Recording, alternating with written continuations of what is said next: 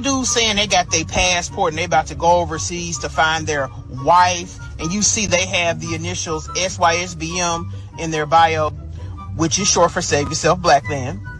Those dudes are tricks. These dudes have a firm understanding that they're so socially awkward and so socially inept that they need to pay to have access to coochie. Thing is, they're so broke that they can't afford the cost of women, sex workers here in the United States. So these dudes with warehouse jobs, these the type of Negroes that work on the line up there in Detroit in the car plants, they take their little 35, 40K overseas because it stretches longer. Talking about how they are sick of women in America and how they're going to get their passports and go overseas and find them a wife. When the truth of the matter is, you don't want a wife. You want a slave. You want a maid. You want a personal assistant. These women are in dire financial need. And it sickens me that you get online and vocalize and brag about getting your passports and going to these countries with these to get a wife who needs a green card to escape extreme poverty. Whether you pay her family, whether you pay her, no matter what the circumstance is, she is in a dire situation. How dare you capitalize off of the fact that this woman just wants to live and thrive financially. And then you call it a marriage. That's not marriage. It's modern day slavery, and I think that it's sick. I think that it's disgusting, and all you're really doing is sifting yourself from the real divine masculines and alpha males. Because when they walk in the room, we know it. You know why? Because we feel safe. And we're not safe with you. And we know it, and that's why we're disrespectful to you. That's why we don't like you, and that's why we don't give a damn that you're going to another country to find a wife. And while you're there, get the help you need to heal your inner child, because we know that you're unhealed, that you are narcissistic, and that you're a toxic person. So while you're spending your money on your new bride, be sure to get the help that you need to. We ain't mad. We don't want you. We see you. You're not a divine masculine. We ain't mad. And I would be fine. What was the key? What did your mother know? What truth was coming through your mother that's going to come through you to your daughter? My mother gave us aphorisms to learn as children. And there are two that stand out foremost in my mind. One is the inner reality creates the outer form. I learned this when I was in grade school. I was very young. And the other is the universe bears no ill to me. I bear no ill to it. Yo!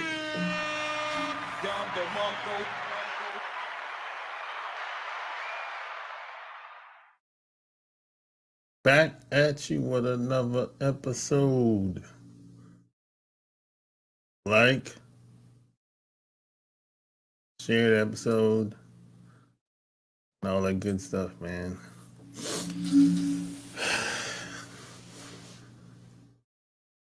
You heard what the woman said. You're not a divine masculine.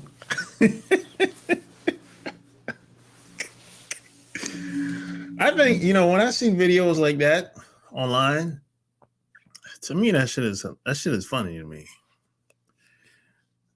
However, at the same time, if a video like that spreads, gets traction, and goes viral, then it becomes propaganda.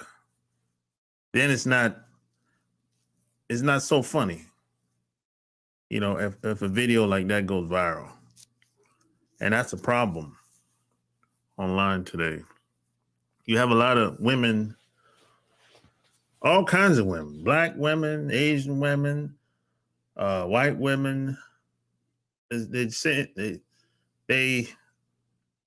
saying stuff in videos to get people's attention, or because they're really trying to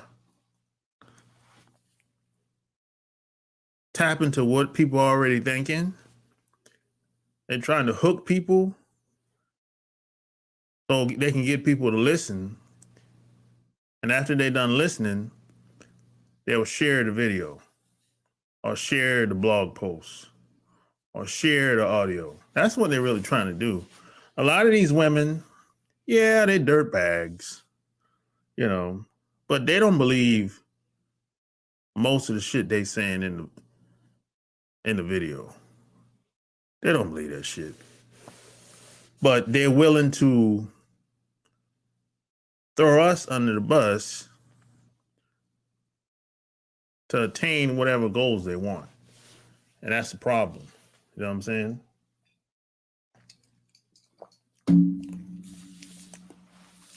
Because you got to look at it like this.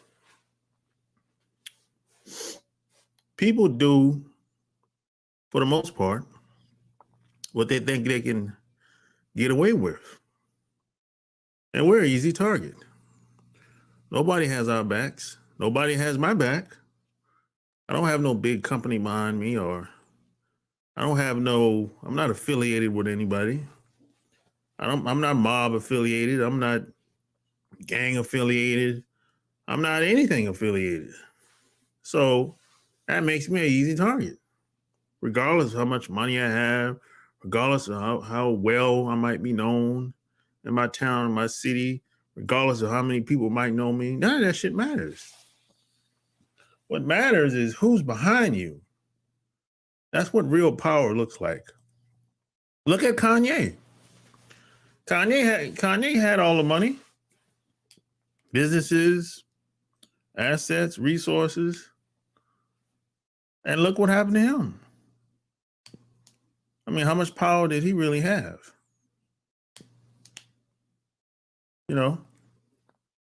Look at what happened to Prime, Coach Prime, Deion Sanders. He tried to do the quote right thing, and look what happened to him. They shitted on him. They robbed him 3 or 4 times on campus. And when he's tired of being robbed and not appreciated, he takes another job, and now people are mad at him. The students are mad at him. The people in Jackson are mad at him. The people around the country call him a sellout. So you can't win.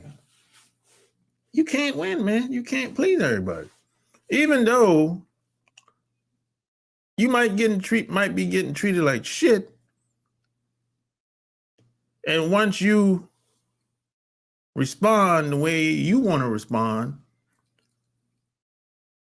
they still get mad. So I guess it seems like you're just supposed to take whatever. You're just supposed to keep getting fucked over, getting taken advantage of. You're not supposed to stand up for yourself. Hell no. That goes against everything that I believe.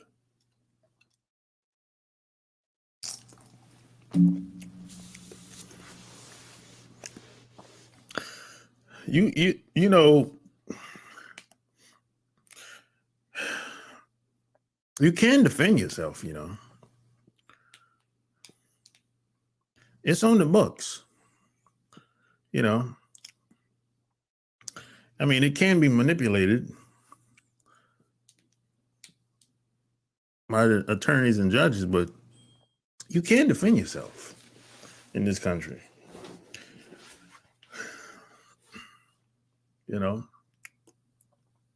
But you got the court of public opinion and all that crap.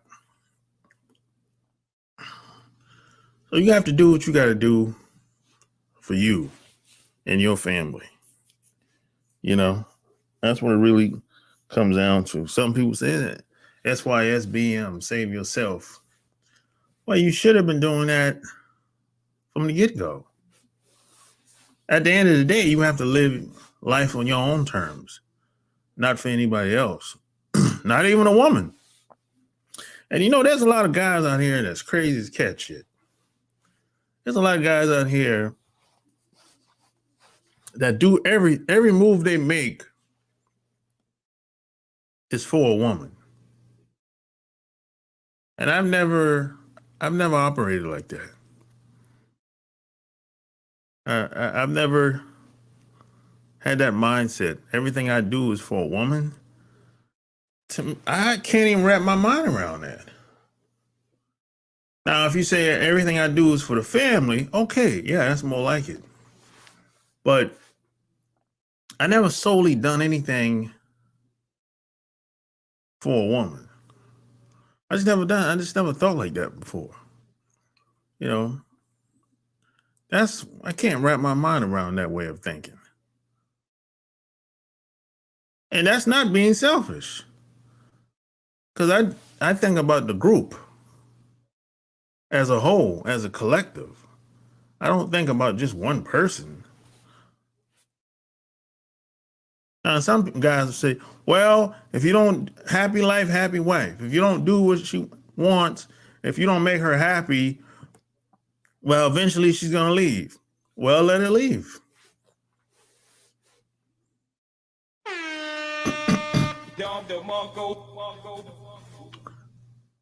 Let her ass leave. And when she leaves, she'll be doing you a favor. And you ain't realize it. And the next woman you get with, she's going to be 10 times better. And you won't have no goddamn headaches. And you won't have nobody being combative. And you don't even realize it because in your mind, you don't. A lot of guys be like, I don't want to start all over. Why not? Sometimes it's worth starting over. Peace of mind, bro. Nothing. Peace of mind is priceless. Peace of mind is priceless, bro.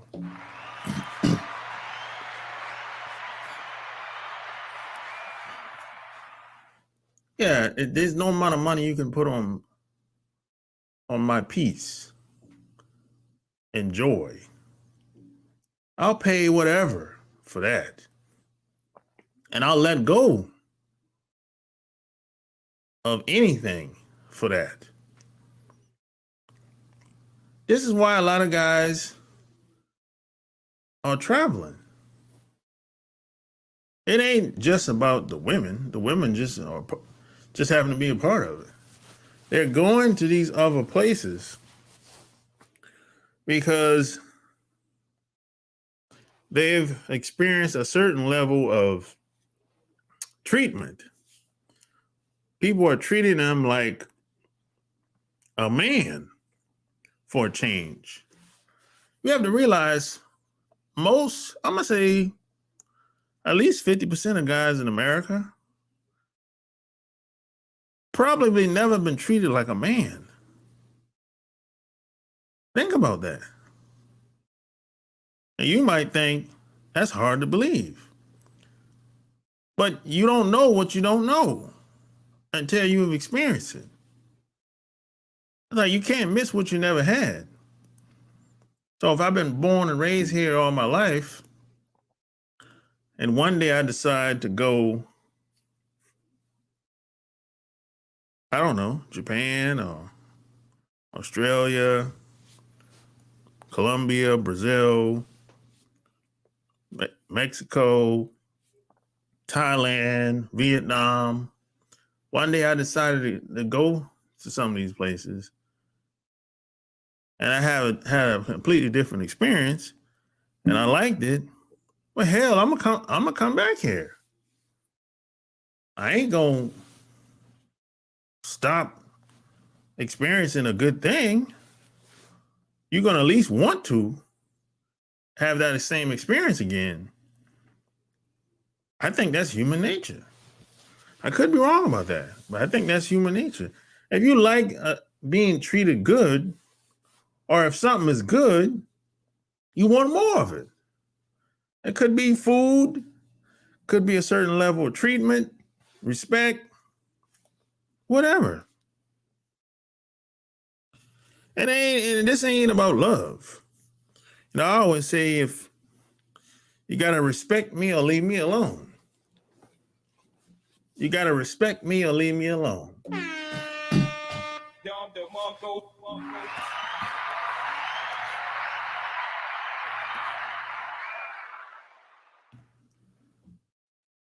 Yeah, And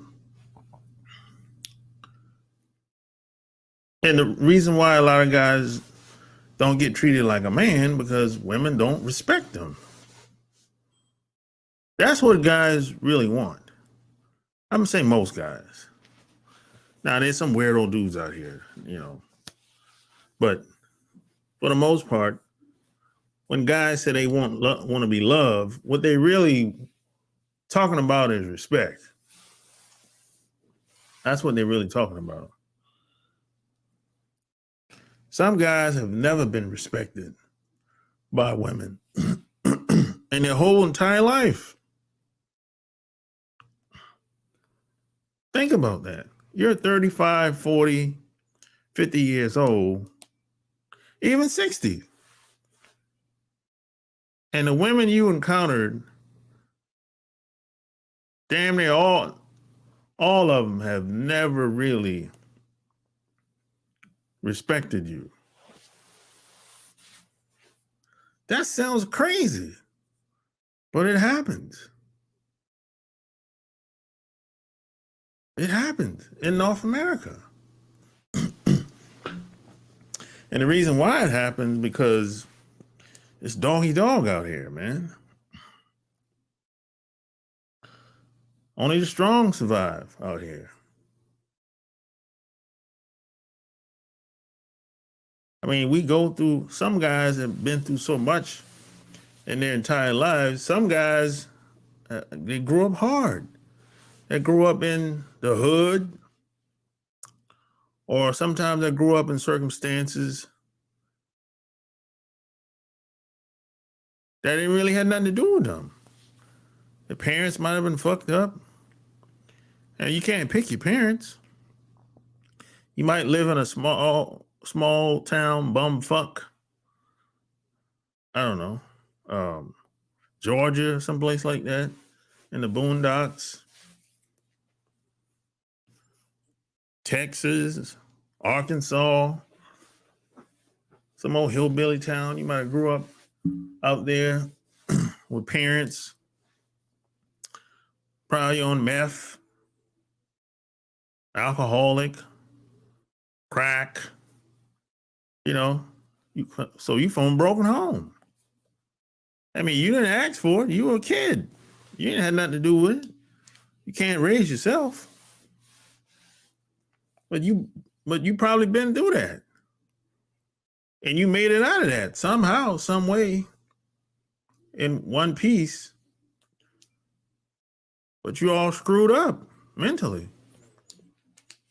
You might be living pretty good, but there's a good chance you never dealt with what happened to you. So you carry that luggage, that baggage along with you wherever you been, wherever you go. So you might be making millions of dollars. You might have an athletic career, business. You might be successful. Let's take somebody like Antonio Brown. I mean, if you watch football, NFL football, you know who I'm talking about, Antonio Brown. Antonio Brown, if you would have went through what Antonio Brown went through, you probably would have folded. You probably wouldn't have made it. See, a lot of us, we look at the finished product, but we don't know what that person been through. We don't know how they got to where they are. We don't know where they came from until you talk to that person and get to know them better and hear their story. And then you start to understand why they act the way they do. And you have a lot of people, especially in on these jobs, and you know,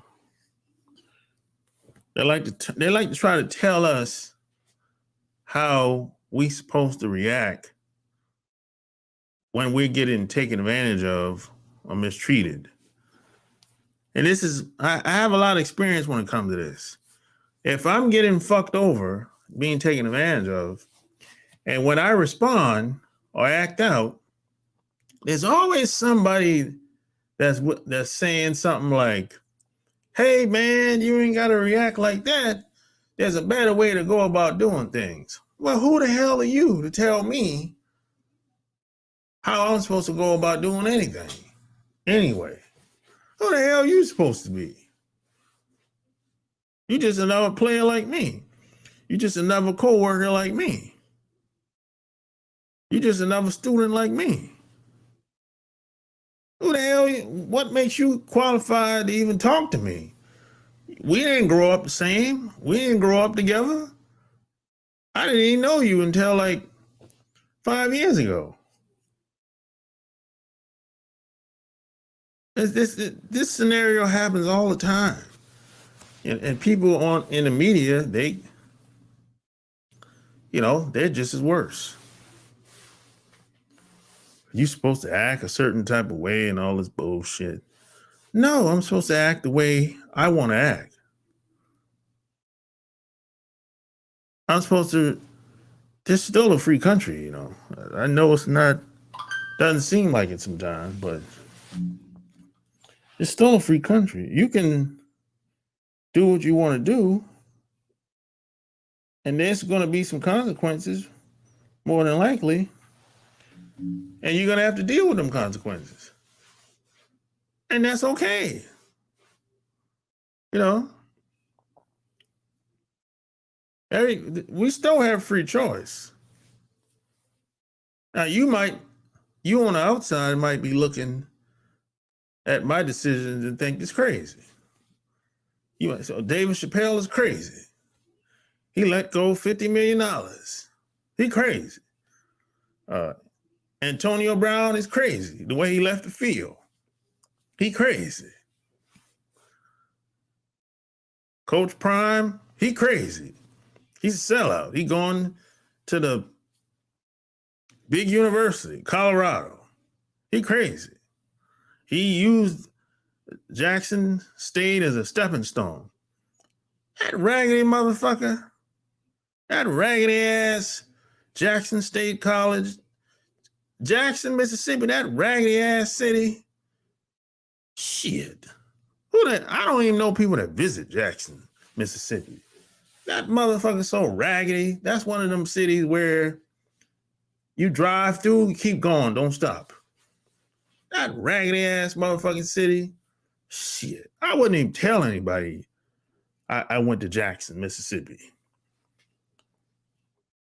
There's some places, man, in America and even around the world, I wouldn't even visit. And Mississippi is one of them, one of those places. That raggedy ass, poverty-ridden damn state and city. How the hell is Jackson State a stepping stone? They don't even have water that's drinkable. Come on, man. Shit don't make no sense. I wouldn't blame Prime. I'd have left too. I'd have left after the first year. How the hell I'm gonna live someplace where the water is bad, then I'm getting robbed. Then you talking shit about me. Then I'm getting disrespected. So I feel unsafe in a crime-ridden, poverty-stricken city, raggedy-ass Jackson, Mississippi. Plus, the water ain't safe to drink. Plus, my kids is here. I'm afraid for my kids. So you telling me I should stay for all that? Plus, I'm donating over half of my salary to the school. And the city is making millions of dollars along with the college. And they're not even trying to make me feel appreciated. As soon as I take the $5 million offer to Colorado, all of a sudden I'm a sellout. Man, you crazy as cat shit.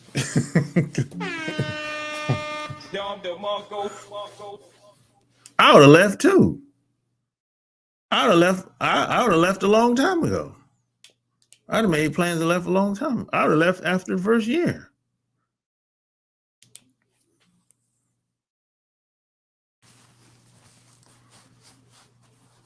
I mean, you only got one time to rob me.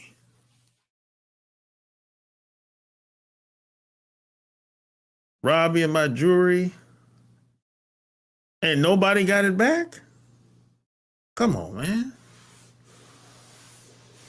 You gonna rob me on the job? I'm coaching you gonna rob me. Come on, man. This is why a lot of guys are traveling. They say, fuck this shit. This shit is raggedy out here. You know, this is why a lot of guys leave and they won't even attempt to do the right thing. They won't even attempt to give back. Because people have seen what usually happens. And I'm not talking about celebrities. I'm talking about people that they know personally in their town, in their city. A lot of people have seen what happened to some people that did give back, that did come back. You done the end well. They get taken advantage of and they don't feel appreciated. You know?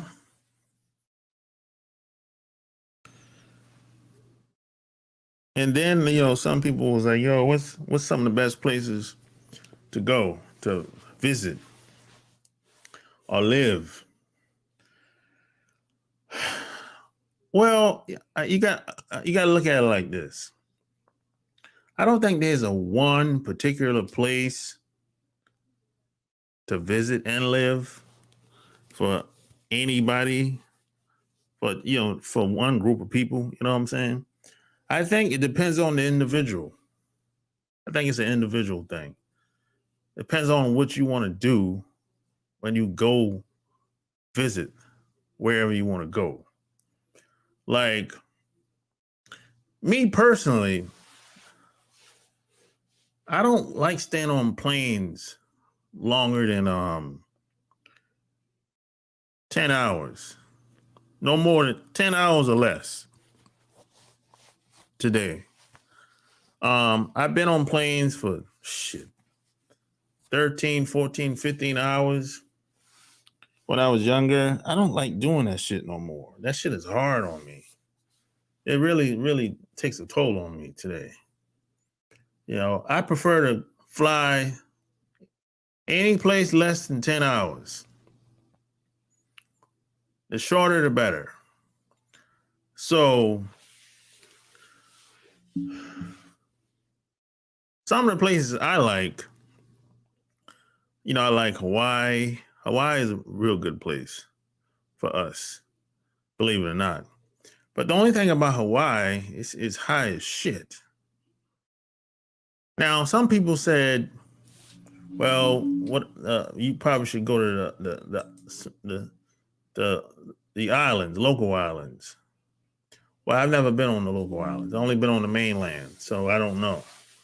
But it does cost less to live on the other islands, for sure. But in Honolulu, it's high as shit.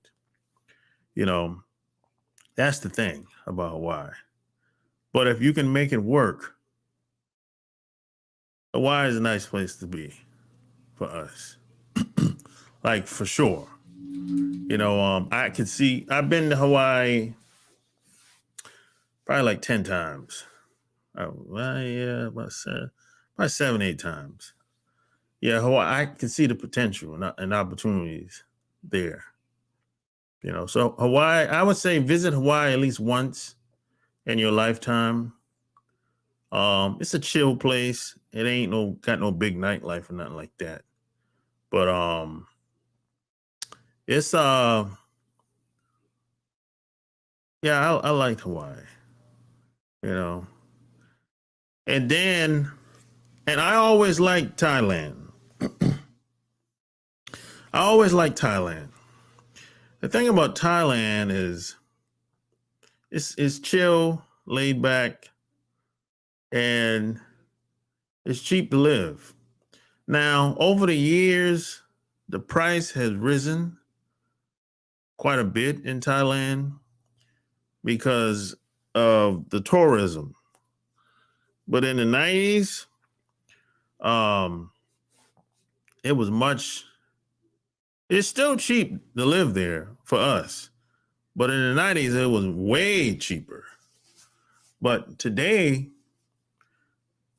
it's still cheap, but not like the way it used to be. I mean, like I give you an example. You can go to Thailand and buy, say, a condo, less than 100,000, 50 to 100,000 on average. A high rise. You can do that in Thailand. Now, I don't know if you can finance. I think it's usually cash. Now, maybe some sellers will let you finance, but for the most part, it's usually cash. Cash only. For the most part. There's always going to be some seller that's going to have a way of financing. That's some owner is always going to find a better way. We know how that shit works, you know. And the people in Thailand, I like the people in Thailand. People are pretty cool, easy to get along with, friendly. You know, I don't think I ever had a run-in, a bad experience in Thailand.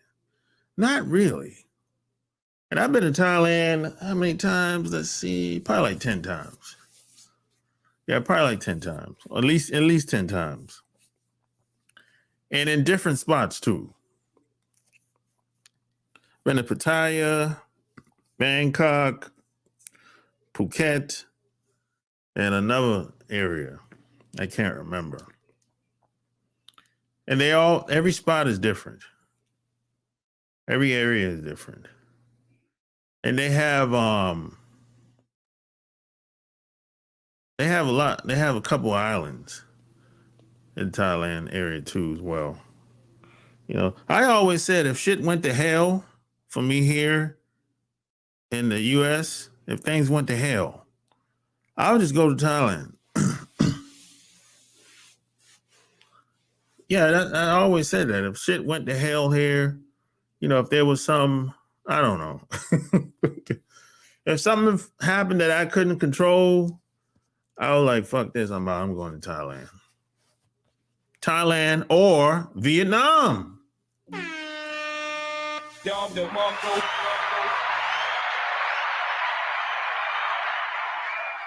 I can't forget about Vietnam.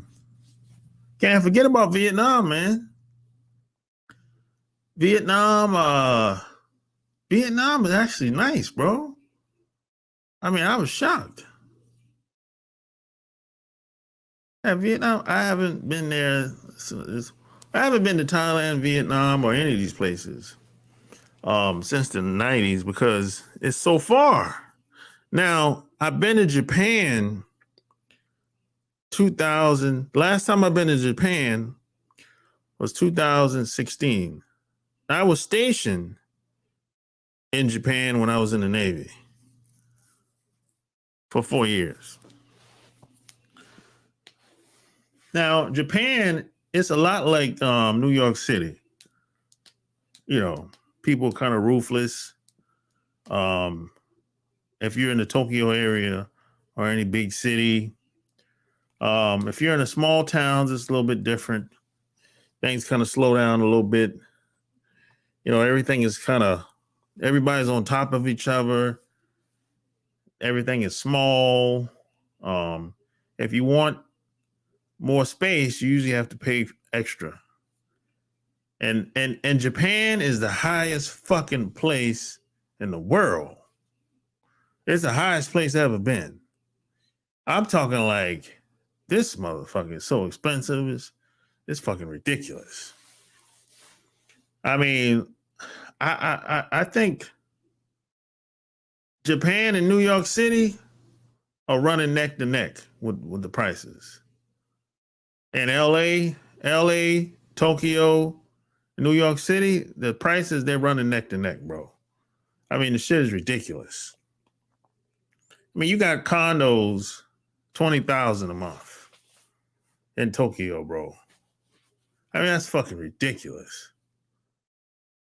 I'm like, God damn. New York is like that. LA is like that. People pay $15,000 a month to stay in one fucking condo, bro. High rise. And it's small. That's ridiculous, man. You know, so you got... Now, one thing about Japan, the food is not expensive. But everything is small. The dishes are small. So if you go to a restaurant in Japan, you might be hungry after you're done eating.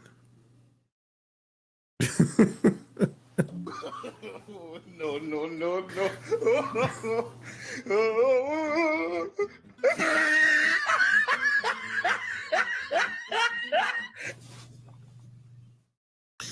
Yeah, you might be hungry after you're done eating, bro. And you done spent what? $35, $40 at a restaurant? Even if you go to the side, you know, the little small restaurants, that's like what, $20, $25? You might get like a beef bowl. A beef bowl was like my favorite dish. That's like 20 bucks, 15, 20 bucks. You might eat all of that and still hungry because the shit is small. You know, that's how it is. And another thing, let's go back to Vietnam. There's more veterans in Vietnam from North America than any place in the world.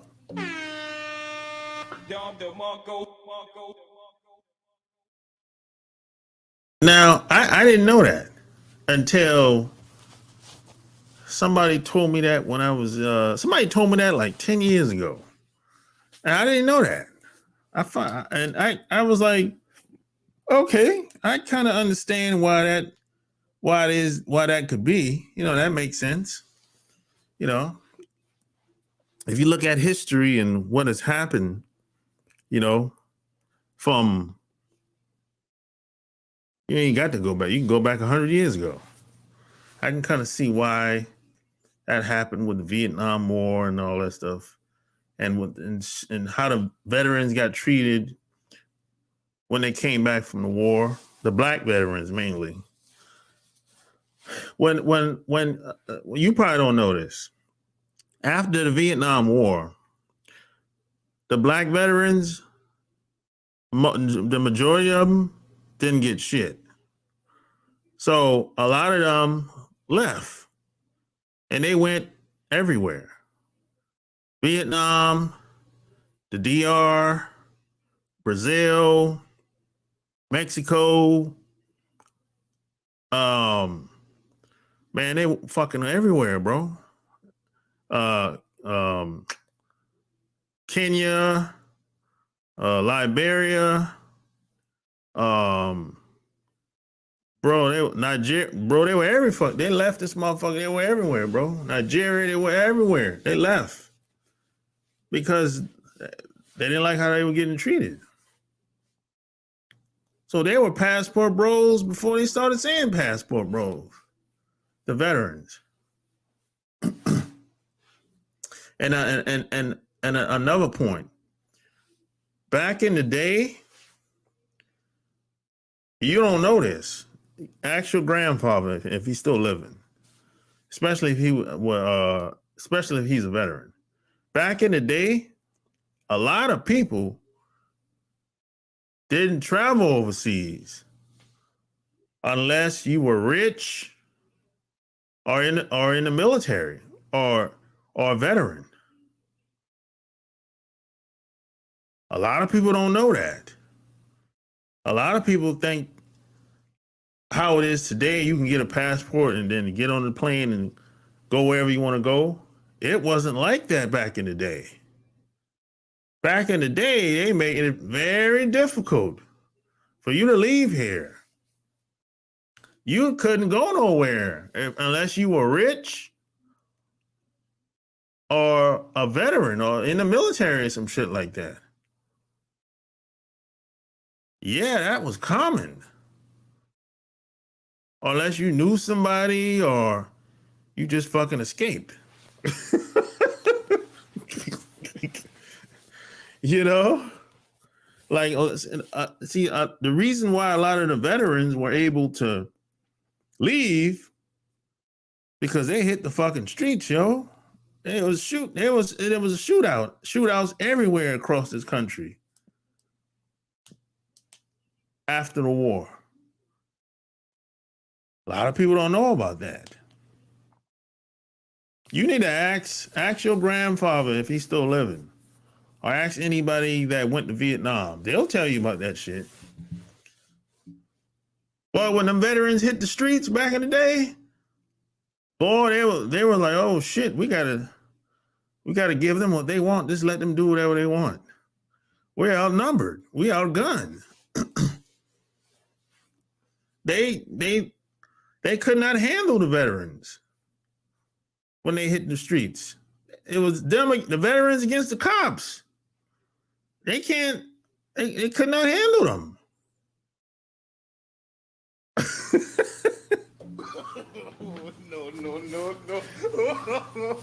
No.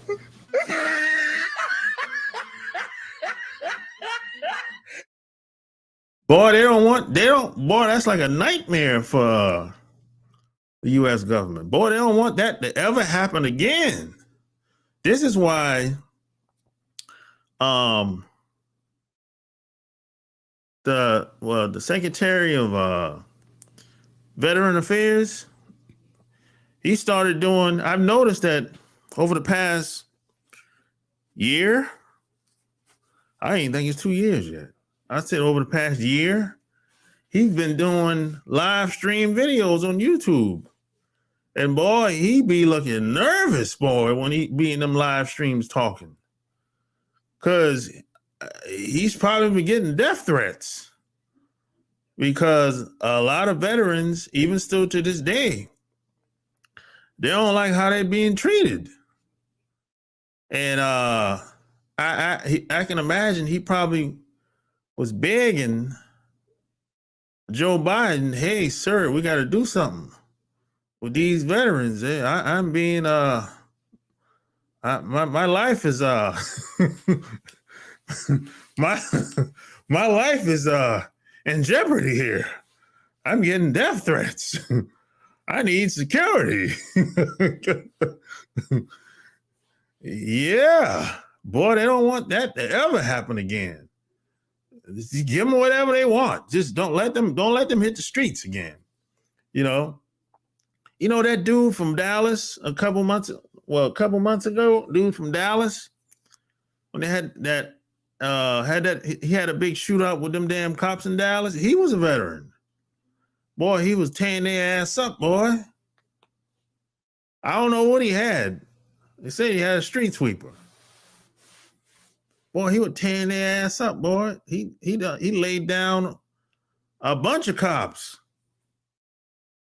Boy, they don't want that shit to happen. They do not want that type of shit to happen ever again in this country. Shit, boy. This is why the Secretary of Veteran Affairs, boy, he be nervous, boy. You see, you have to understand that they don't, the government, these politicians don't do anything unless they feel like they have to. That's what you have to understand. People don't do anything because it's the right thing to do. No, they do it because they feel nervous. Like, man, my life is on the line. And see, that's what real power looks like. And that makes a lot of people nervous. But that's just how it is. It's okay to be nervous, but that's just how the real world works. It's like, who's behind you? If nobody's behind you, it's shit. It's like, well, we got to worry about him. Shit, nobody has his back. He's an easy target. We'll take him out tomorrow. You know? And all you fools out here, or anybody around you that say something stupid like, man, they'll say something like, man, there's no racism out here. Look, if you don't think racism is out here and popping, what world are you living in? And what drug are you on? I need some.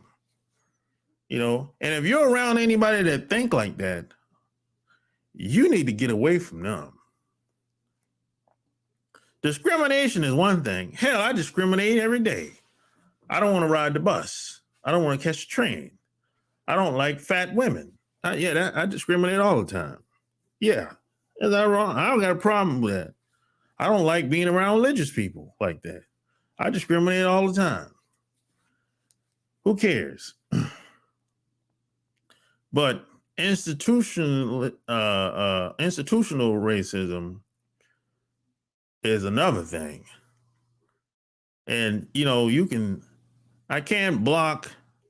Let me tell you something. I have never stopped a white person from doing anything in this country.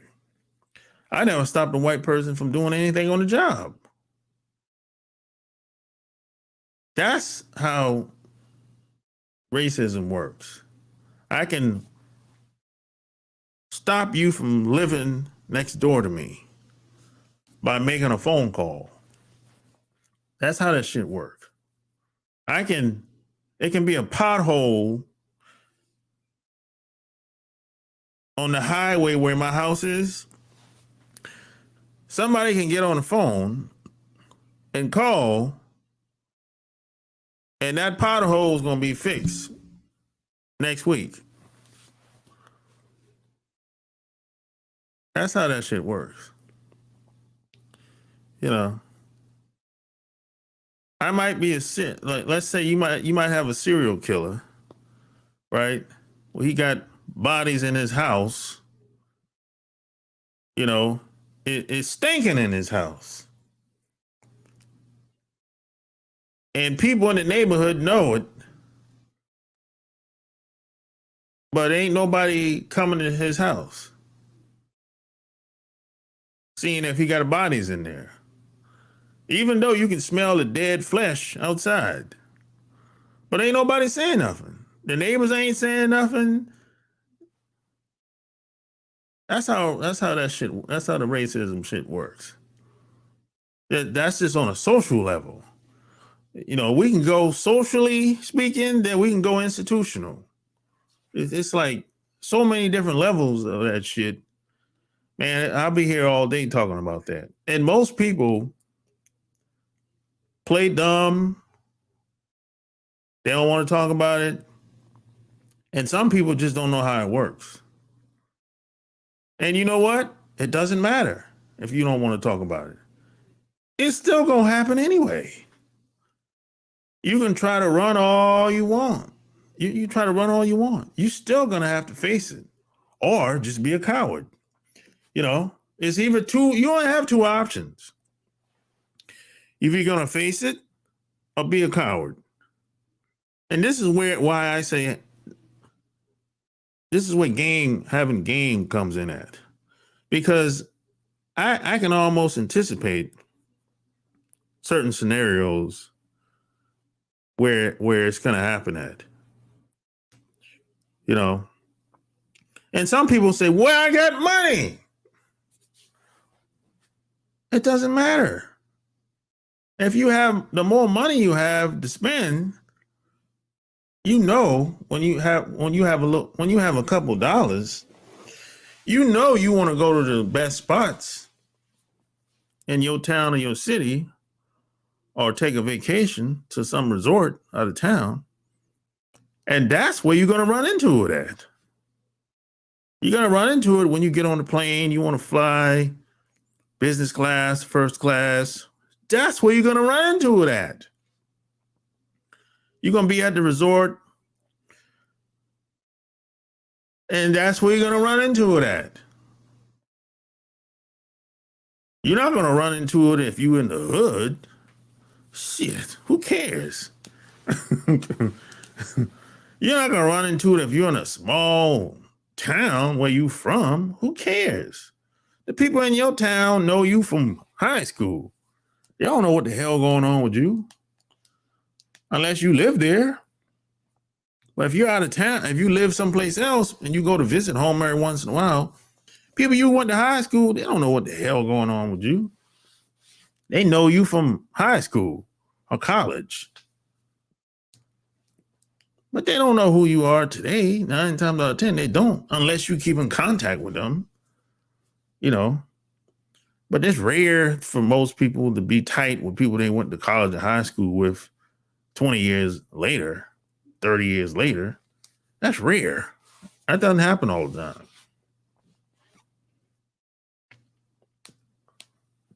That's where you're going to run into it. You're going to go to the best restaurants. You're going to, what, Mr. Charles or Capitol Grill or what's the other one? Bentley's. Yeah, you want to go to Bentley's. And that's where you're going to run into it at. You're going to get bad service somewhere. And you're going to be thinking, oh, this happens to everybody every once in a while. No, it don't. It doesn't happen to everybody every once in a while. No, it don't. It doesn't. It just happens to people like you every once in a while.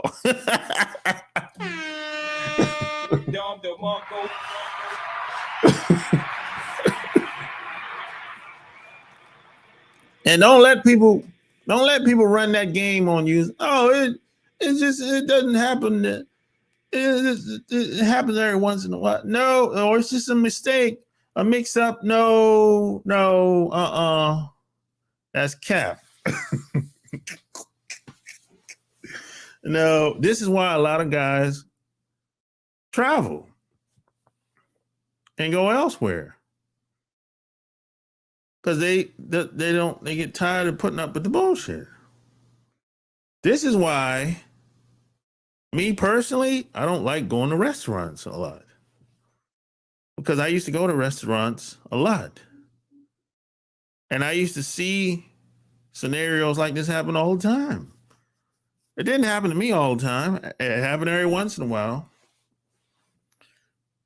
I mean, look, I'm sitting at the table for 15 minutes, bro, before anybody comes over. And nobody ever came over. In certain cases, I just got up and left. And you might say, well, you went to a lower-end restaurant. Fuck, I went to a high-end and low-end restaurant. This happened at IHOP, and it happened at Fridays, and it happened at Capitol Grill. It don't matter. You are who you are. People see you how they see you. I mean, they don't know you from a can of paint. They just see you, okay, you're a black dude, okay. In their mind, they're programmed to think, okay, this is how you treat people that look like him. I understand it. I don't take it personal. But at the same time, I'm not giving you no money. You're not getting my money if I don't like how I'm being treated. You know what I'm saying? I'm not a fool. I love myself too much to put up with bad service. And I'm not talking to no fucking manager. That's that bullshit people say, oh, I want to talk to the manager. Well, shit. You don't think the manager know what the hell's going on? In most cases, the manager might be worse than the damn server. I've seen that happen. I've seen that scenario play out a couple of times. I don't want to talk to no fucking manager. I want to get the fuck out of there. I don't know what you're going to do to my food or my drinks after some type of bullshit exchange went on. Hell with that. I'm out of there. I've seen people had the police called on them. They didn't do shit wrong. Cop showed up, said, hey, y'all, they want y'all to leave. So you got to get up and leave. That's private property. You know, they didn't do shit wrong. So I don't even want it to escalate to that. I'm out of there. I don't give a damn. You don't got to tell me when to leave. I know when to leave. See, that's me. Now, you might disagree. You might say, hey, I'm asking for the manager. Fine. You do it your way. Shit. You do it your way, I do it my way. I don't want to talk to any of these people. Because most of the time, they're full of shit. Because they hired these people. And this is not a new person. They've been working here for a while in most cases. I can tell a new server. I can tell a server that hasn't been there long. But most of these people that mistreat people, they've been working there for a while, man. They ain't just started there last month or 2 weeks ago. They're working there for months, years, in most cases. So they know what they're doing. They're not stupid. They know you're not supposed to sit at the table for 15 minutes after you've been seated. And then you might say, well, the restaurant was packed. No, it wasn't. It wasn't packed. Now, if the restaurant was packed, okay, I understand that. But it wasn't packed in all these instances that I've seen and experienced. You know? And see, I used to tell people my experiences that I've had with cops. I've had plenty of running with cops. See, I used to be one of those people that used to get pulled over by cops. And you know, you see these videos of people on the side of the road talking shit to the cops. I used to be one of those people. A cop used to pull me over, and I'd be like, motherfucker, why you pull me over? I wasn't doing shit. I used to be one of those people, bro. And let me tell you what I learned. I learned that shit is a waste of time. That shit is a waste of time. You're arguing with a idiot in most cases, a dumbass in most cases on the side of the road. Whatever he gonna do, regardless. If he gonna give you the ticket, he gonna give you the ticket. If he gonna beat you up, he probably gonna beat you up. If he gonna kill you, he probably gonna kill you. And there's nothing you can do about it. Just be cool.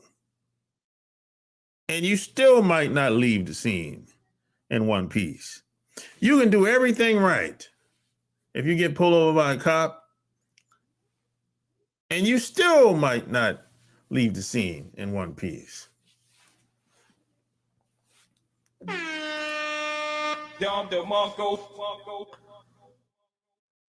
Yeah, so Best thing I can tell you, just be cool if you get pulled over by a cop. You know, you're going to get, this shit. You can't get past this racism shit. You can't get past it. It doesn't matter how much money you got. Doesn't matter how much clout you got. Doesn't matter how famous you may be. It doesn't matter. None of that shit matters. The more money you got, you're gonna go buy a better looking car eventually. Oh, you might try to hold out a little bit. You're gonna go buy that BMW. You're gonna go buy that fucking Range. You're gonna go buy that Lexus or that Bentley. If you can get it, you're gonna get it. And that's when you're gonna get pulled over.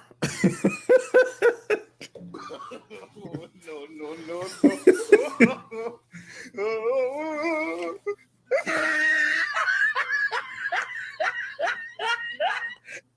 Because the more money we have, for the most part, we like doing nice shit. We like having the best experiences we can have. And there's nothing wrong with that. But the problem is other people feel like we shouldn't be in it. Doesn't fit us. We don't deserve it. That's how they think. Look, the hate is real, bro. You can't help how other people think about you. You're just out and about living your best life. That's all you can do. Really. Now it's good if you know people in hiding places, or if you're affiliated with certain groups, that helps. Of course that shit helps. If you're affiliated with certain groups, especially if people know that you're affiliated with certain groups, they'll back off. And you know why they would back off? Because they know this ain't gonna be an easy win. This ain't gonna be an easy fight. So they'll back. I remember when I first got I got pulled over one time when I was in the Navy. And as soon as I told the cop I was in the Navy, his whole demeanor changed. I didn't get no ticket that day. I mean, I wasn't doing anything wrong anyway, but his whole demeanor changed. He was like, how come you didn't tell me that in the beginning? I'm like, well, you didn't ask. I thought you could have pulled it up in your car when you ran my license number and license plate.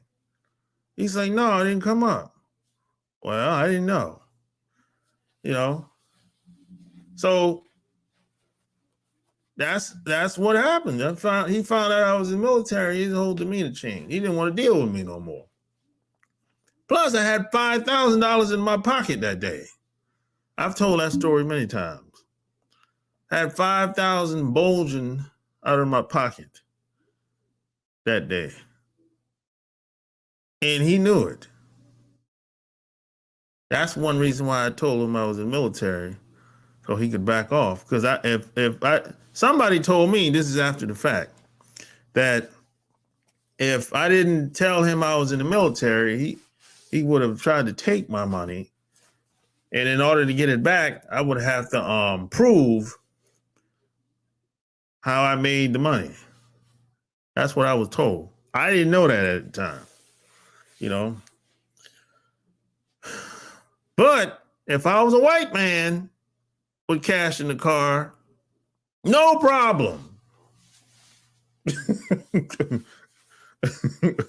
It wouldn't even be like it wouldn't even be a question. It wouldn't even be nothing to talk about. I remember another time I got stopped. The damn cop thought I had prostitutes in the car riding with me. Now you picture that bullshit.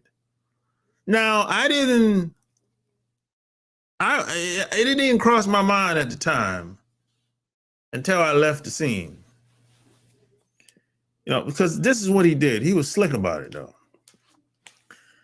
he told me to get out the car and because he wanted to talk to me, right? So he told me, hey, you stand over there away from the car. And he's like, let me see your driving license and your proof of insurance. So he went in the truck and acted like he was running my license, which he didn't. He just ran the plates. So he called me over and said, hey, he called me over in his truck when I was standing near the rails. There's a guardrail on the side of the road. So as I was walking over, he was like, hey, I need to see your, before I started walking over, he was like, hey, I need to see your registration. So I said, okay, I'll go get it. He said, hold on. Do they know where it's at? I said, yes, and just tell him it's in the glove compartment. So he's like, okay, I'll tell him. So what he did is walk over to the other side where one of the girls was at and started asking them where they were from, for their driving license and shit like that. He didn't even ask for the registration. He started asking personal questions, how long you known him and all that bullshit. Now, I couldn't hear what he was saying because I'm too far away from my car at the time. So 5 minutes later, he went back to his truck. 2 minutes later, he came out, gave me my license back and stuff. He's like, all right, sir, you have a nice day. And when I got back in the car, that's when they told me what kind of question he was asking.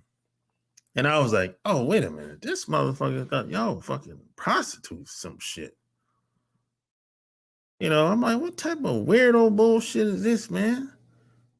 And I was in Greenville, South Carolina. I was passing through Greenville at the time. I was going to Atlanta one weekend.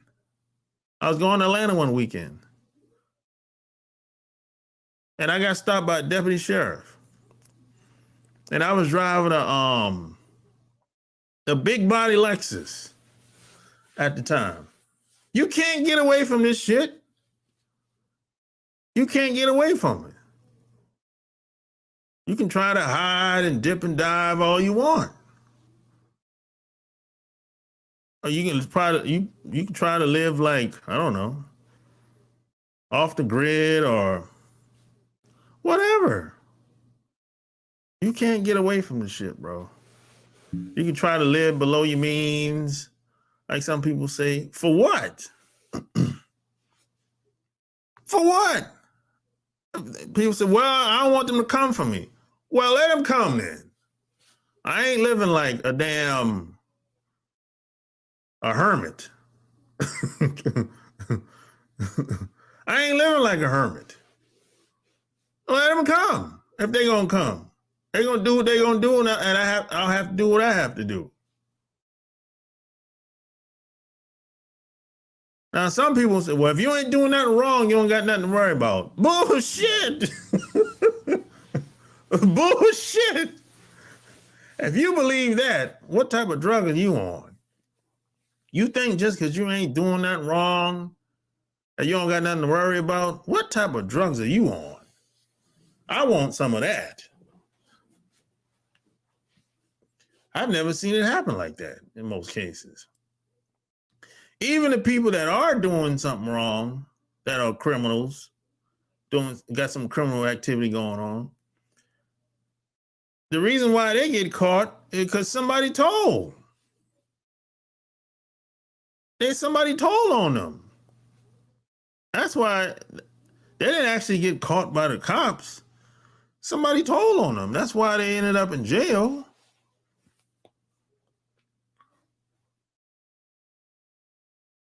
So it don't even matter. Even if you're not doing anything wrong. That don't mean you're going to be in the clear.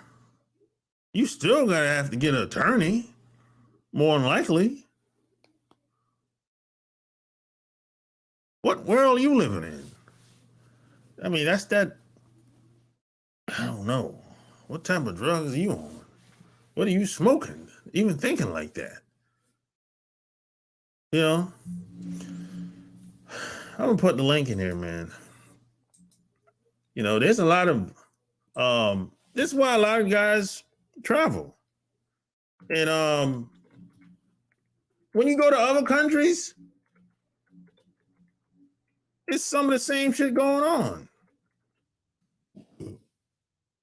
When you go to other countries, you're a foreigner. You're always gonna be a foreigner. Never forget that. In other countries, you're always gonna be a foreigner. I don't give a damn what that woman say. I don't give a damn if you get married to her. You're always gonna be the foreigner. You can't get away from it. You can try to be like, no, I'm local now. Bullshit, you still a foreigner. You still a foreigner. You're always gonna be a foreigner. 20, 40 years might go by. You might be a grandfather with grandkids. You still gonna be a foreigner. What up, bro? Hey, what's up? What's on your mind? No. You see my stuff I put in? What's in the Bluebird cocktail room? Yep. What's that? I'm putting them on blast right here, right now. Those motherfuckers are my racist experience. And that's right in my hometown. And it wasn't even 4 years ago. I had thousands of dollars in my pocket. Tens of thousands. Not in my pocket. I'm doing good. I got everything. And I'm doing good now, but having that money, had $250 of cologne on me. I had everything on me. Nothing on me was cheap. I had my haircut done, everything. I'm good. I don't look like a bum. I got even great shoes, got all that stuff. Even the socks was more than what they paid for and whatever, you know. So I'm over there after going to another event or missing another event. I go in there in this place, and you can look it up on Google Maps because that's where I got all this information from. And I even made a complaint there. You can look at all the pictures inside. It's the same place. I went right in. All they gave me was water, and they didn't come to me for 30 to 45 minutes, and I just left. And I was looking angry, and then up the street, I was like, after I got in my car and I went around the corner and parked somewhere to get something to eat, I saw a police officer. I said, what's up with that place? I don't do anything wrong. I was talking plainly, you know, doing my, you know, how do I put it? Doing my, how you doing? Can I have could I have an espresso or a cup of coffee? Yeah, you know, thank you. You have a good one. That's how I sound when I'm around people like that. And they still didn't do anything right for me. And I hope anybody listening to this, reading this, or whatever, don't go to them. And if you ever are around them, talk shit about them. Because that's the way they are. I do not let you fuck with me, that man. I will destroy you. So there you go.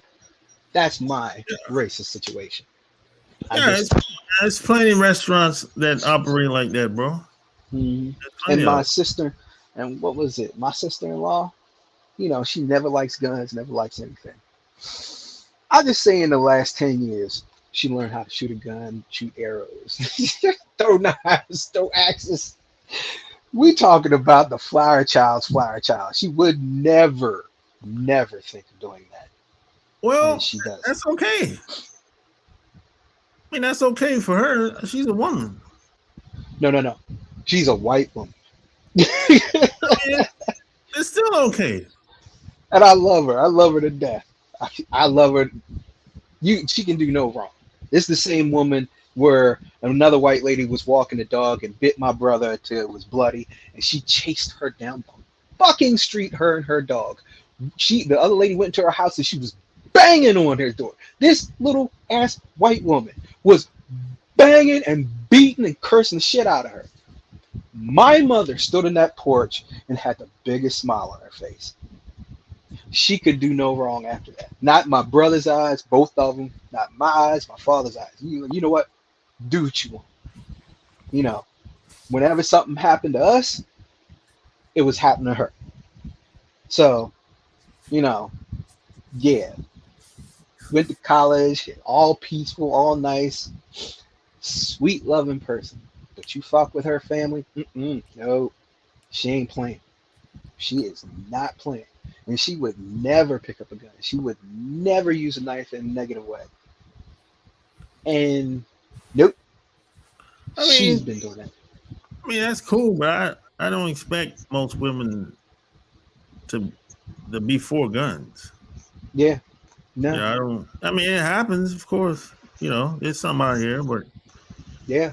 I But mean, she's, it's like I expect 90% of what I say to women to disagree with yeah.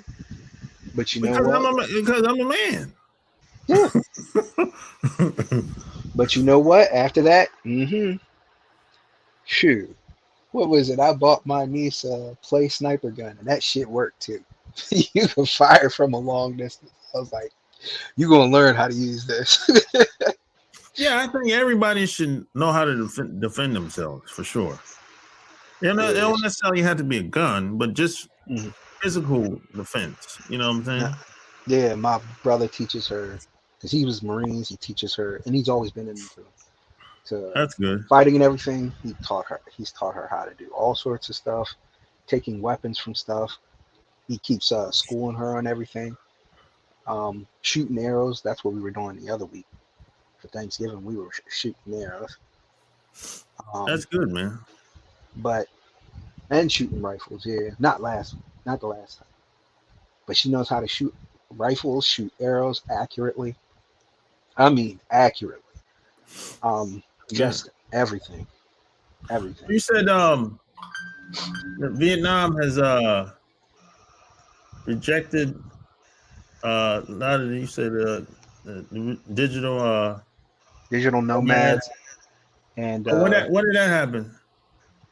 um about 6 months ago, and they barely letting anybody in unless you have something to do. See, the reason is these so and so's keep going in there, and you see, this is the stuff I try to avoid. People going in there and being alcoholics, just getting drunk, doing all sorts of stupid shit they shouldn't Oh even be yeah, doing. that's big I'm like, time.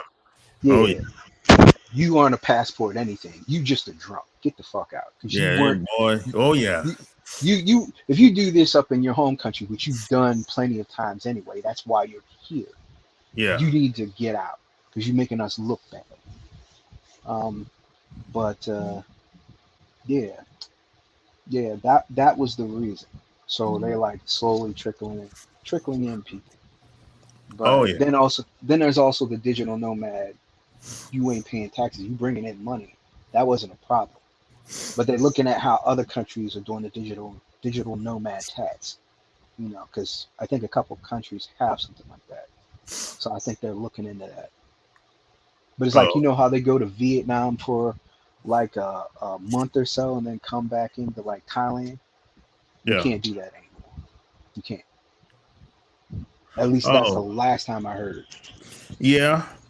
It's you can't do that in Japan either. Yeah, No, you yeah, can't do that.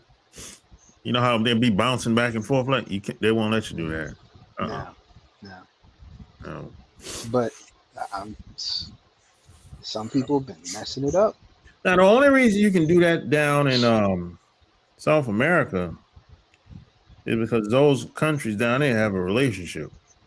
That's the only reason you're able to do that. Right. You know, but these other countries they don't have relationships like that. Yeah. Not on that side of the world. Nah. I just want peace and quiet.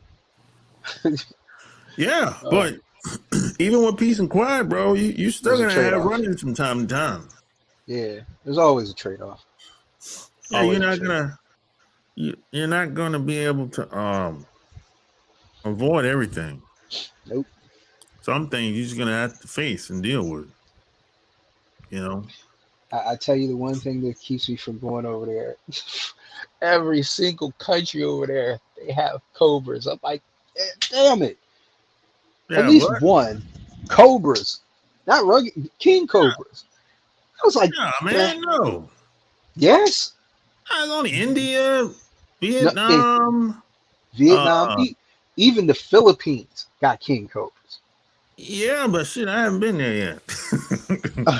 All of them have it. I'm like, how? Well, yeah. I mean, Getting on ships and stuff, but still. I mean, the South Asia countries like Belize and I mean, I don't want to go to them places though. So I don't like Laos. I've been to Laos. Yeah, they got them. Places that have a lot of farmland, they have snakes. Like Right. that. But I don't really want to go to them places though. And and then Bali just what is it? Yeah, they got them. Oh, Bali just pulled this thing where what is it? You can't. So let's say, for instance, you and your girlfriend move over there. Yeah. And you got a rental place, even if you're vacationing and everything. If you're not married and y'all have sex, that's jail time. What? Yep. Why is that? Because you're not supposed to have marital actions. Oh, wait a minute. That's a Muslim country, right? Yep. Okay, yeah. So how would they find out anyway? Exactly.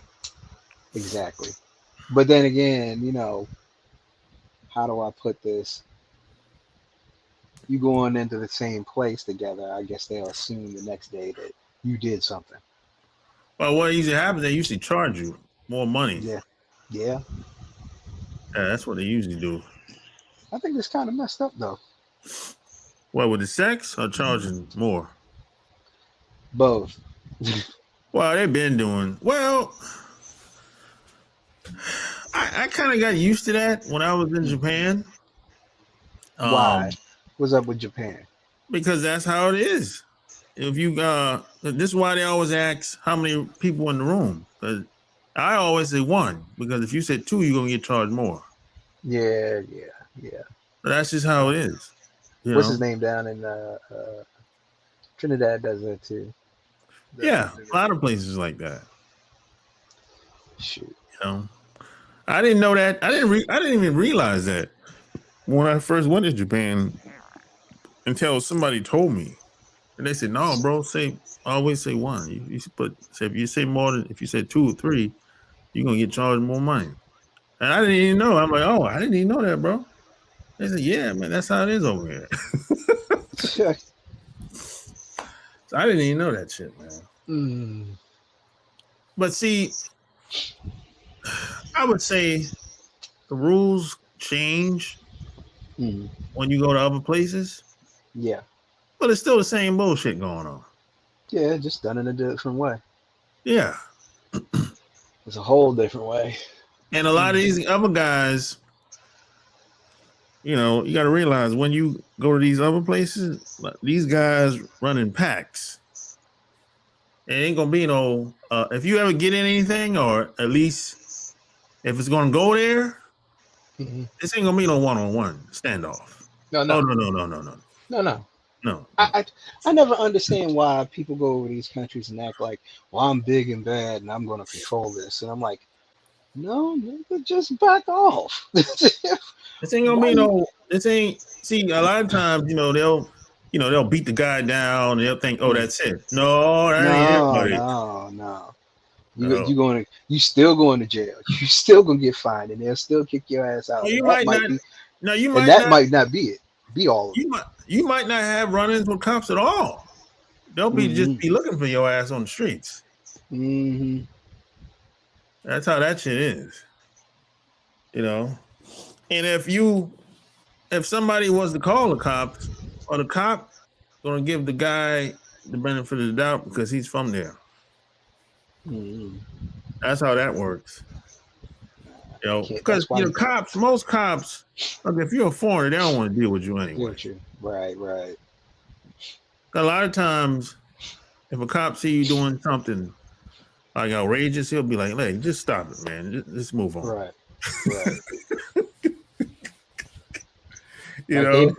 That's why Like in Korea, they don't even pay attention to cops. They don't slow down for shit. They don't do shit. But yeah, no, I get you. I get Yeah, you. that's usually how that works. But if you be But cool, man, if you in other countries, man, look, man, if you just mind your business, man, there's 9 times out of 10 you're not gonna have no problems. right, you can't be invisible, but No, you you can shut. can't be invisible because But you can you're shut up.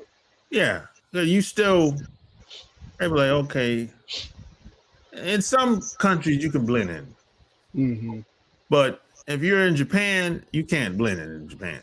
No, fucking impossible. No, Especially if no. you're tall like me.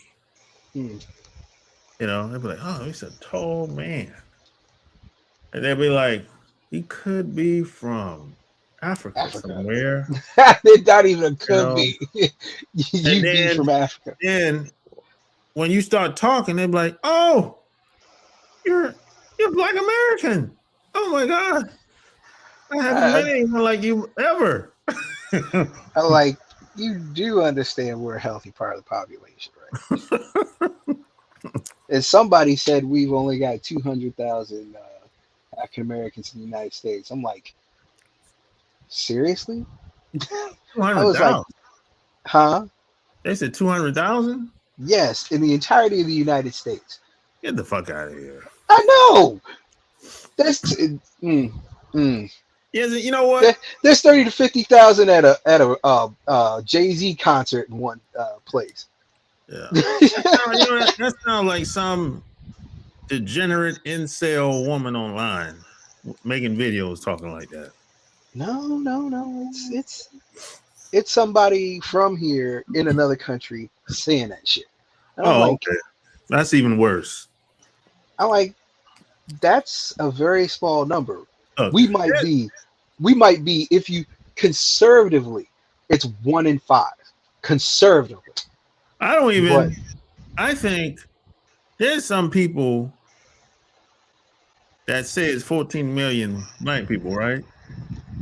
I think it's more than that. Look, isn't there 2 million of us in jail? No. I could swear they were saying it's 200 or 200,000 in jail. They said that in the 90s. How many people? You know what? Look that up. How many African Americans are in jail right now? I don't. See when you say that, that doesn't count the foreigners. For foreigners, yeah. See, we don't really know the numbers when it comes to that. Right. I know some black people in there that are foreigners in jail. But see, they put all us in the same basket together. Yeah. So we don't know how many of black people that's born and raised here in jail. I really don't know. But all I know is this: crime is low. Yeah. People aren't going to jail as fast as they used to when I was growing up. No. That's all I know. Well, I mean, before our area, the not cocaine, but the crack epidemic is gone. Yeah, people were going to jail like crazy back then. I mean, how do I put it? Bro, It's not the stop doing drugs and stuff, and it's bad for you that stopped all that shit. No. It's the same kids looked at their aunts or uncles or whatnot being heard, talked about in the background. The last thing you want to do is be considered a crackhead. They won't even take a chance with cocaine just because. Well, yeah, I mean, it's the image. You talking about back in the day? It's between, I want to say, 2000 to now, nobody. I mean, if you try to use any of that, they look completely down. Especially the kids who have family members that were doing that. You're gonna get ostracized hard. Yeah, but in the 90s, it wasn't like that. Yeah, that's why when somebody, I forget who told me, maybe you told me, with the meth stuff going on. Yeah, I haven't seen that. No, that's a white drug, bro. What did Dave Chappelle said? What? It's a disease or whatever it is. What was it? It's a health problem, not a criminal problem. Well, it can be both at some point. Yeah, yeah, Especially it when it is. comes, especially, yeah. It's well, for the most part, it can be both if you stay on it Yeah, long enough. yeah. Well, And that plus, that meth, bro, meth is that's hard to make. what is it? That just stop. You gotta have, That is aged like milk. you gotta have land. You gotta have space to make that hmm shit. If you, hmm man, you might fuck everything up, including yourself. You don't know what you're doing with the meth. You could die fucking with that shit. If you don't know what you're doing. Yeah. That shit is Uh, hard. That shit is very hard to make. You know, uh, we have a hard time selling crack. How the hell, uh, you know? I mean, you could mix that and it wouldn't stink. They're doing that and it smells like. Well, these black people up here are selling and making meth. I'm like, you a fucking I mean, how the hell? liar. How How the you hell? gonna make that? It How the stinks hell? like Yeah, crazy. yeah. How the hell you want? How the hell? As soon as I try to sell cocaine, you locking me up, and now you telling me I'm a meth dealer? Come on, man. You know, I mean, let's put it this way. I ain't got big parcels of property enough to put a lab on it. You know, acres and acres of land. Who do you know that has that? I don't Don't have a nobody. factory. A Only factory people I that. know that have done it, they were white. Every last one of them. Shoot, you're not even allowed to grow marijuana now. You know, even though it's legal. You want to open your own marijuana business, grow the stuff and everything. Mm-mm. Not where I live at. You're not allowed to get in on that, or you barely allowed to get in. You go, you got to go to the West Coast for that shit. And Oh, we even got it here. and even on the West Coast, everybody's not gonna be able to do it.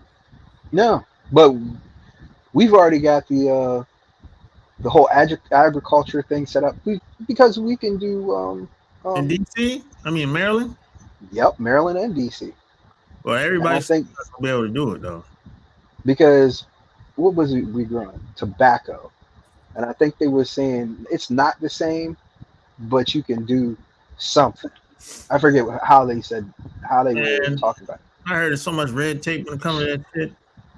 hmm But here's the thing that certain, like I said, you have had people that have been going to jail for a blunt, for a single individual blunt, or even a little bit on your Huh. body. So you went to jail for that for years. 20 years. Yeah. But Yeah. somehow these people or their descendants can't get access to being a business. But all these other people can. I'm Yeah. like, I find that hilarious. And even more hilarious is the same people that was smoking it before you were looking down on can get a doctor's note and go over there and get them something plus a brownie and some candy. Yeah, you better off going overseas and getting in that line of business. I don't even know if you can. Oh yeah, in Thailand you can. You can. Yep. They'll let you do oils and stuff like that, but Yep. and they were supposed to legalize that in February, but they still haven't to be able to do leaves. But they will not let you do like They'll let you do leaves like stuff. the brownies and the Yeah. candy. If it's the Gummies. oils, but even Yeah, then you got to be careful. Even I then you got to know. be careful. I was listening to It's somebody. it's gonna be some type of risk involved for sure. Right. Well, this is legal, but this isn't legal. I'm like, Be some type pick of one. politics. It's Yeah, all gonna be politics right. involved somehow, some way. I think that's another reason why it's becoming legal here. Other countries are like, no. Yeah. It's turning around. Yeah, me personally, I don't want to be in that line of business. hmm It's too much risk Well, involved. I mean, there's always gonna be some type of risk, but at least I ain't going to jail. Yeah, but That Philip Morris. that can put you in jail. Well, let's put it this way. Once Philip Morris gets in the game, it's all over. And they already have, I think. Yeah, they already have some type of, I don't know what they call it. It looks like a cigarette paper, and they got the weed in the cigarette paper. Hmm. They already have. I don't know if they put it on the market yet. Insert. I don't think so. But I seen a video floating around. I mean, but they're part of the reason why it was illegal in the first place too, because they considered a Yep. challenge to tobacco. It wasn't just Nixon; it was a whole bunch of different people on that. Yeah, films. They started with the cigarettes. Then there's It's a, politics, and it's a gangster company. they still are. Yo, They still are. what's on your Yes. mind, Jay? Oh, you can't talk, Joe? Jay? Hello, can you hear me? Yeah. Yeah. All right, cool. What's up? What's going on? Wait a minute. I gotta go eat. I'm sorry. I'll talk to you later, man. All right. What's on your mind, Jay? Nah, I don't. I was just listening to when you was talking about getting pulled over. I had a crazy story. Yeah, what happened to you when you got pulled over? Nah, because like I was coming from work and I was coming from work. I had I was kind of speeding. I'm not gonna lie. So there were cops behind me, and they flagged. You know what I'm saying? They pulled me over, and I picked up my dumbass friend. And he had some drugs on him. I didn't notice at the time. He didn't tell me shit. So I don't do no drugs. I don't smoke nothing. So the cops flashed their lights behind me. And he's like, hey, he's like, shh, yo, just slow down a little bit. It's like a tosses outside. I'm like, what? You gonna toss what? I didn't realize he had drugs on him. So I was like, fuck. So first thing I did, I rolled down all my windows, and he's like paranoid, like, bro, what are you doing tonight, bro? So I rolled down all my windows, cause that's how when you get pulled over, if you want things to go smoothly, you roll down all your windows, Yeah. and you have all your information in Ready. your hand, so you don't even. So, cause when a cop see you, and this is in general, a cop see you, he don't know you, you don't know him. Yeah. So you want to make his life, his job, and his life really easier. So by the time he walks to your car, he gonna feel comfortable. He gonna look inside, only see two people. Then he gonna see the fact that you got your license and registration in your hand, and your other hand on the steering wheel. You feel me? And it's gonna make him feel more comfortable. So when he feels more comfortable, it's gonna make life easier. You feel me? So he smells the weed, huh? Okay, he smelled the weed. Yeah, he smelled the weed. Well, What did he say? The yeah, cop said. he smelled the weed from him, and then he was like, "You guys smoking?" I was like, "Nope." And the other guy's like, "Nah, I ain't smoking." But he's like, "I smell weed in the car." I'm like, bro, just tell him. And he was like, and then my partner, he started crying like, oh, he just gave a sob story. Ryan, It's the fuck? it's funny as hell. He started like what I'm saying, breaking down, crying like just tell him some bullshit. And the cops just started busting out laughing, like, "Man, you ain't got to do all that. I was gonna let y'all go into I was gonna let y'all go about y'all day anyway. You good?" He ain't Yeah. was he ain't was living while I got pulled over. He was just like, "Man, you good?" Yeah. Look, you can smell weed. You can smell weed down the highway, bro. But they have to see it. You know what I'm Nah, saying? And nah. fucking crying. What the fuck, man? Yeah, but he was already guilty anyway. But the thing is, the moral of the story is the fact that since I made life easy for him, he didn't even trip. Because he knows motherfuckers smoke weed and shit. He was a young cop, so he ain't trip. You Yeah. got. But for my quick thinking, I'm like, let me roll all the windows down and make life easy for him, and just give it to God. Hopefully that happens, and that's what happened. Yeah. Nah, that's not a crazy story, bro. In my opinion. Right. No, I've had stories where this could be it. I might not make it out of this shit on the side of the road with cops. No, I hear you. And the thing is, he had a warrant when he ran because I don't know, for some reason I don't think the cop did his job correctly, but he didn't even try to look for my he didn't look. He didn't like trying to look up on me. He looked up on him first, which is weird. I never seen that before. Normally, cop looks at the driver, license registration. He didn't even ask me for that. He just went straight to the guy that was trying. I'm like, okay. He found out the guy was a felon. Blah blah blah. Yeah, they do. They'll do that shit. They'll do that shit sometimes. That's weird. That was crazy. I'm like, damn. I'm surprised he ain't trying to like. So what'd you get stopped for? I honestly don't. I think it's because I was speeding. He didn't tell me. He just pulled us over. He didn't even tell you. See, that's some weirdo shit right there. That's what I'm talking about. I done got stopped plenty of times. I done got stopped more times than I got in tickets. Yeah. It's kind of crazy. I pulled us over. I'm like, so I was gonna ask him why I got pulled, but I realized it. But that's the first thing.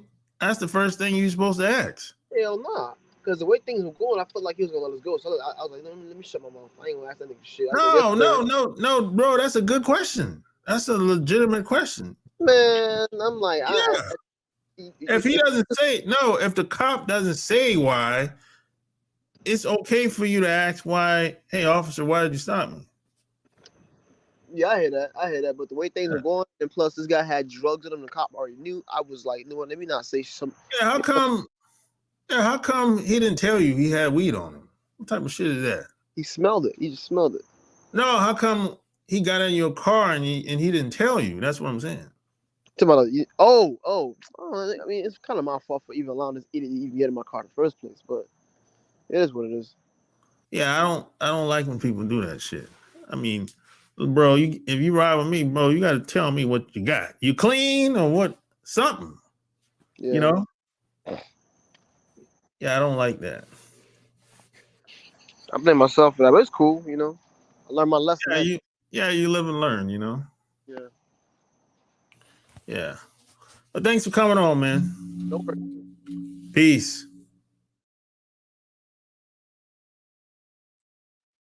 There you have it.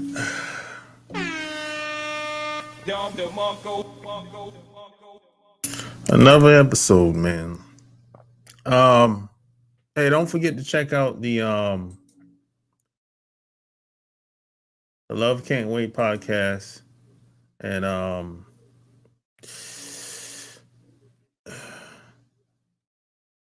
the Patreon as well. If you go to my Patreon, man, you if you like what I was talking about tonight, I take it to the next level on my Patreon. You dig? So like, share this video. Until next time, I'm out. Peace. Alright. Just got the call, it's going down tonight. It's a lot of goodbyes here tonight. But then I saw the sky and that I like.